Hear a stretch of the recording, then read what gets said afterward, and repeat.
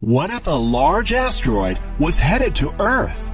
There have been many movies and stories about the end of the world, and while some of these stories about how the Earth will meet some apocalyptic fate are pure fantasy, nothing can be more real or terrifying as the threat of a killer asteroid, one that is big enough and moving fast enough that its impact on the Earth would be the end of everything as we know it.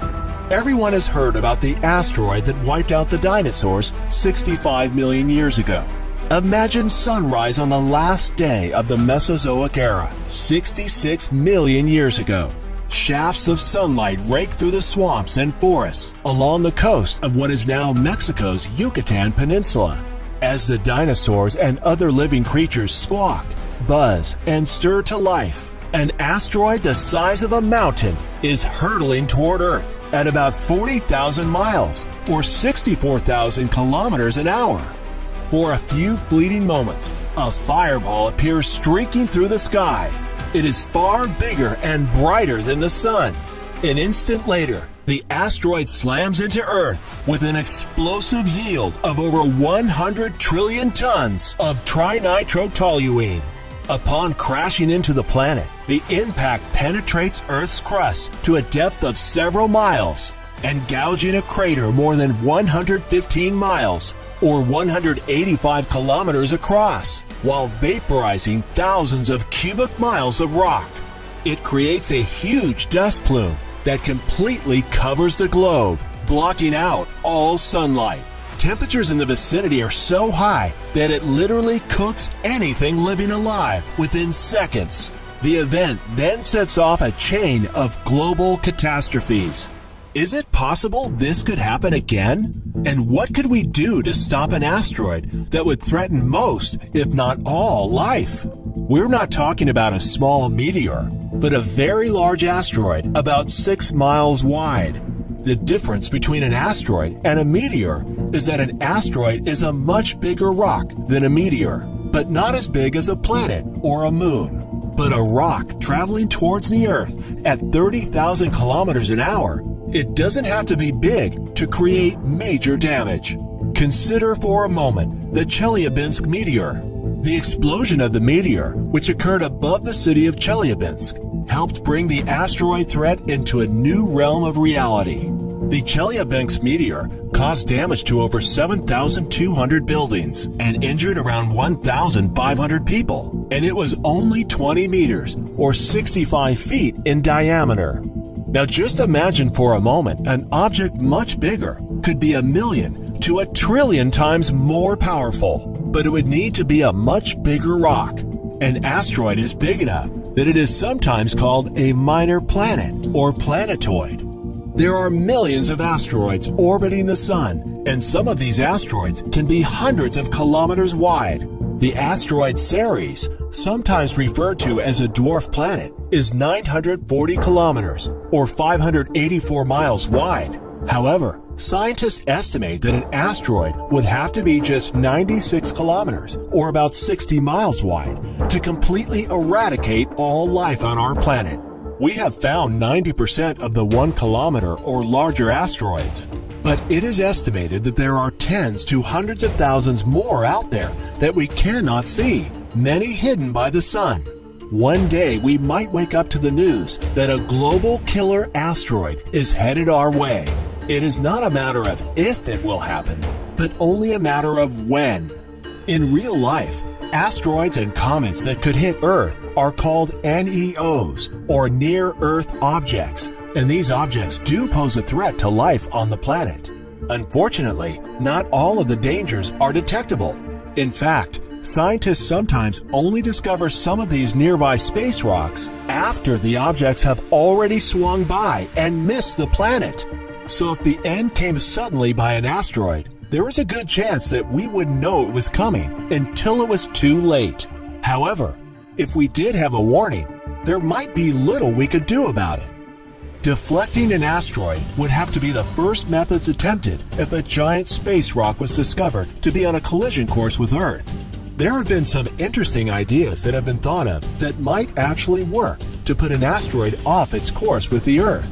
Some of you may have seen the movie Armageddon that is about an asteroid the size of Texas that is headed towards the Earth. The idea to save mankind is to drill a deep hole and drop a nuclear weapon into the drilled hole, therefore fracturing and splitting the giant rock in two. But in order to blow up an asteroid the size of the one in the film, the bomb would have to explode with the same amount of energy as produced by the sun. This idea just wouldn't be possible. And even if you could create such a powerful weapon, it would be more dangerous than the asteroid itself. But if the universe is going to play hardball, then we should pull out our big guns as well, nuclear weapons.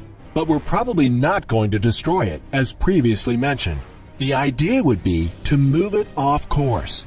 We also need to keep in mind that we are dealing with an object headed right towards us and traveling at very high speed. Hitting the asteroid with all of our nuclear weapons might only turn the giant space rock into a bunch of smaller rocks. Most of them might burn up in the atmosphere, while other would impact the planet's surface. It would be like cosmic buckshot, with all the debris still headed in our direction. It is possible that the nuclear blast's intense radiation could vaporize a section of the surface of the asteroid, causing it to eject surface material into space like countless tiny rockets, which might move it off course. There are other ideas to divert the asteroid using kinetic energy by bouncing a smaller object off of the asteroid to change its course. Other plans involve landing a vessel on the surface of the asteroid, digging in, and firing up some roof-mounted chemical rockets to push the near-Earth object steadily away from a cataclysmic rendezvous with the planet. To many people, gravitational tractor may sound like some made-up technology, but the premise is fairly simple. Every object in the universe exerts a gravitational pull, including asteroids and man-made spacecraft. Gravity may be one of the weakest forces in the universe, but is also the most ready to use, since all you need is a little mass. Therefore, it makes sense to unleash it against asteroids. Theoretically, all we'd have to do is navigate a hefty robot close to the asteroid and tow it away with the gentle pull of gravity. And while all these ideas sound like they might work, it may turn out that there might be nothing we can do about an asteroid impact. And if you're going to die via an asteroid, it will be the wind and shockwave that gets everyone first. If a large enough asteroid explodes in the air before hitting the Earth, the resulting shockwave could blast winds powerful enough to flatten cities. In a computer simulation, where scientists ran a computer model where they simulated the impact of 50,000 asteroids from the very tiny to 400-meter monsters all over the globe, 60% of all asteroid deaths were caused by the wind and the pressure from the impact. Giant asteroids are out there, and the sun may be hiding many more. On 24 December 2004, a team found an 885 feet diameter hunk of dark space rock was heading our way, with a 1 in 25 chance of smashing into Earth in 2036. The ominous spinning rock was soon named Apophis after an Egyptian god, the Uncreator. But the Jet Propulsion Laboratory, which tracks NEO orbits, soon refined the prediction down to a much less threatening 1 in 250,000. That still means Apophis will pass between us and our satellites and be visible to the naked eye. The next time the asteroid will pass close to Earth will be on October 26, 2028. It is predicted it will be about 2.5 times the Moon's distance from Earth at its closest point. It is estimated to be about a mile wide and is traveling at a speed of 48,000 kilometers or 30,000 miles per hour. But you can rest easy. NASA says that it will not affect the planet in any way. Bennu is another asteroid that whizzes past Earth every few years. In fact, there is a chance, although a slim one, that the asteroid will collide with Earth in the near future, less than 200 years from now. Bennu has a shape that looks a bit like a spinning top. It is roughly 500 meters or 1,640 feet in diameter and orbits the Sun once every 1.2 years or 436.604 days. Every 6 years or so, it comes very close to Earth. Although its small size, the damage it would create if it impacted the planet would be catastrophic. And even though these things are flying around out there close to our planet, so far, we're in no grave danger.